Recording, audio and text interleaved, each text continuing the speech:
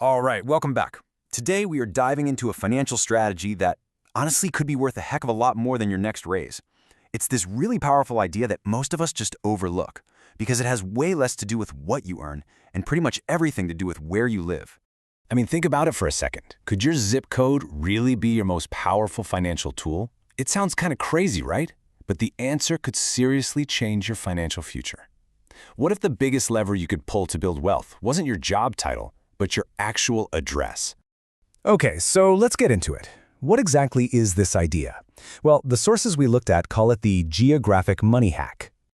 And here's the deal. The concept is actually super simple, but the implications are huge. It's the idea that by being really strategic about where you choose to live, you can just dramatically increase your purchasing power and speed up your savings.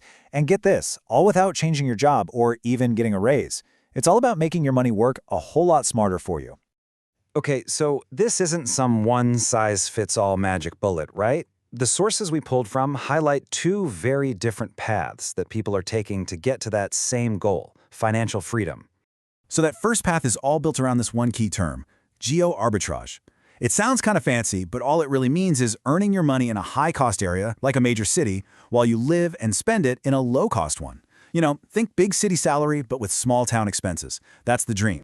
And we're seeing this strategy play out in two main ways. First up, you've got what's called domestic geoarbitrage. This is a massive opportunity, especially now, for millions of American remote workers.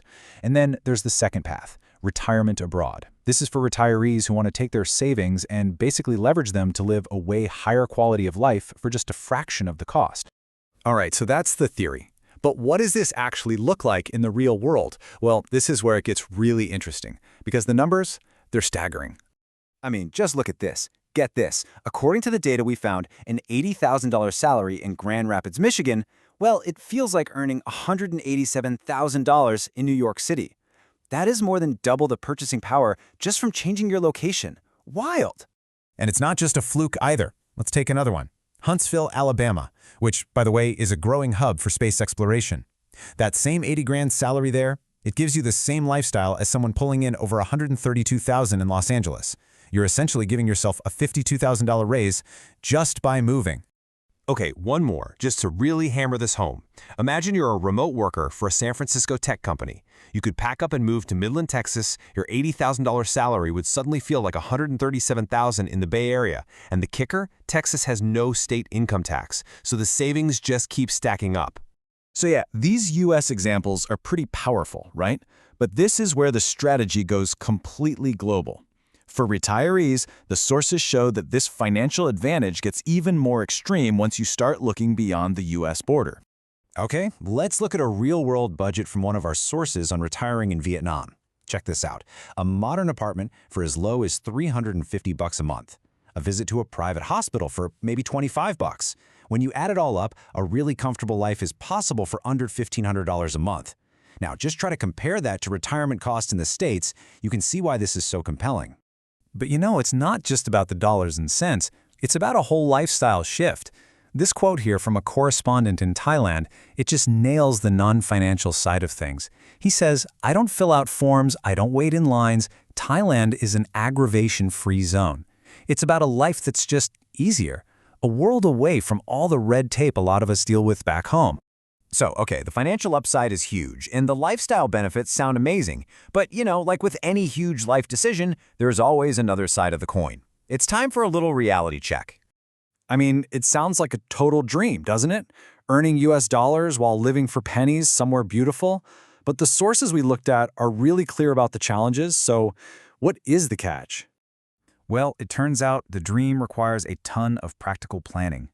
The sources kept highlighting the same hurdles over and over. You've got to navigate these super complex visa rules, figure out a whole new healthcare system, deal with language and cultural barriers, and really understand the fine print on things like taxes and owning property. And let me tell you, the visa situation is all over the map. You look at a place like Thailand and yeah, they have a formal 10-year visa, but the income requirements are really steep. Then Spain has one, but you need to prove you have enough passive income. And then you have a place like Vietnam, which doesn't even have an official retirement visa. So people are forced to do these complicated workarounds with tourist visas. It is definitely not a simple process. And this chart here just highlights those trade-offs perfectly. Let's stick with Vietnam as an example. On the pro side, you have incredible affordability. But the con list is pretty serious too. You've got those visa issues we mentioned, plus rules that say foreigners can't own land. Every single destination has a balance sheet like this, and you really have to weigh it all carefully. So, we've seen the incredible financial upside, and we've talked about the very real practical hurdles, which brings us to the final, and honestly, the most important question of all. Is this kind of life actually for you? The sources are pretty clear that before you even think about booking a one-way ticket, you need to make a personal checklist. And it's not just about the money. You have to ask yourself, what kind of lifestyle do I really want? How much paperwork am I willing to put up with?